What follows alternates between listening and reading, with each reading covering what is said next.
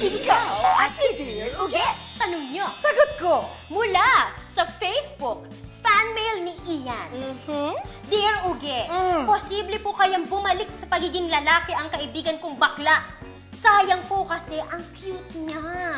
Ganun ba naman ba ngayon? Parang bumabalik lang talaga? Umalis lang? Ganon? At saka ang tanong ko naman sa'yo, kapag bakla kailangan pangit? Ikaw naman, kung talagang nakukyutan ka sa best friend mo at nagmamahal ka, at bakla siya, edi subukan mong magpakalalaki, tas ligawan mo siya. Hanggang sa susunod, ito ang Ikaw at si Dear Uge.